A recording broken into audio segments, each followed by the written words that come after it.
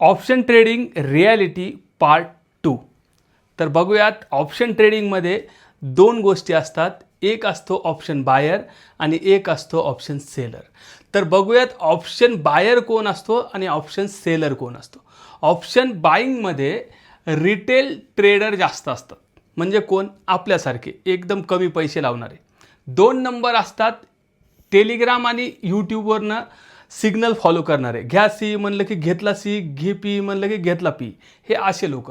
आणि तिसरे असतात ते क्विक मनी, ज्यांना पटकन पैसा कमवायचा आहे म्हणून ते येतात या क्षेत्रात. कारण या क्षेत्रात लोकांना असं वाटतं की गाड्या घोड्या बघून मस्त पैसे कमवता येतील, पण ते नंतर पैसे गमवत असतात.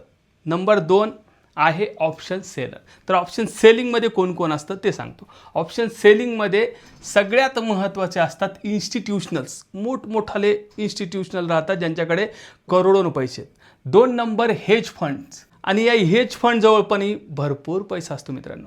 3 नंबर आहे बिग ट्रेडर्स किंवा प्रोफेशनल ट्रेडर्स आपण म्हणू. तर ऑप्शन बाईंग करणारे लोक आहेत 80 ते 90% लोक ऑप्शन बाईंग करतात. ऑप्शन सेलिंग किती टक्के लोक करतात? फक्त 10 ते 20% लोक करतात. आता ऑप्शन बाईंगमध्ये 80 ते 90% लोक ऑप्शन बाईंग करतात, पण प्रॉफिटेबल किती आहेत? फक्त 3 ते 5%. आणि लॉस किती करतात?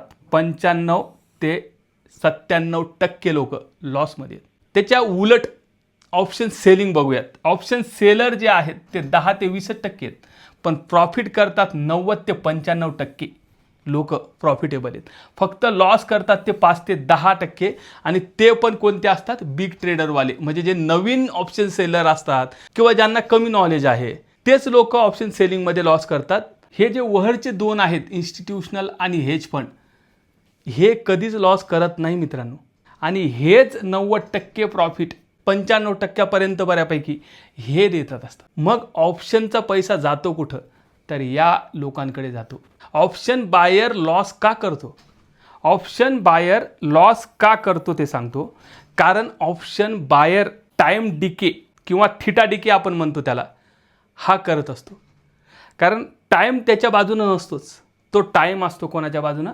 ऑप्शन सेलरच्या बाजूने. ऑप्शन बायर हा ट्रेड घेतल्यानंतर शांत बसू शकत नाही. त्याला असं वाटतं लवकर डायरेक्शननं ज्या मी घेतलाय त्या डायरेक्शननं जावं मार्केटनं. पण ऑप्शन सेलरला तसं नसतं.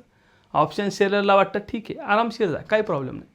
कारण तो दिवसाचा ट्रेंड बघून दिवसाची डायरेक्शन घेऊन बसतो. बरोबर आहे. दुसरी गोष्ट, मार्केट साईडवेज जर गेलं तर ऑप्शन बायरलाच लॉस होतो. ऑप्शन सेलरला साईडवेजला लॉस होत नाही. त्याचाही फायदा ऑप्शन सेलरलाच होतो. त्याच्यानंतर ओव्हर ट्रेडिंग करतो कोण? ऑप्शन बायरच करत असतो ओव्हर ट्रेडिंग. ऑप्शन सेलिंगमध्ये खूप कमी ओव्हर ट्रेडिंग होतं आणि ते पण हेच लोक करतात.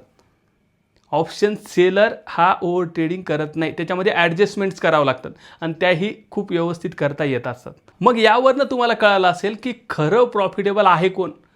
तर खरं प्रॉफिटेबल हे इन्स्टिट्यूशनल आणि हेज फंड्स आणि मोठाले ट्रेडर जे खूप जास्त पैसा घेऊन ऑप्शन सेलिंगमध्ये आले ते प्रॉफिटेबल आहेत.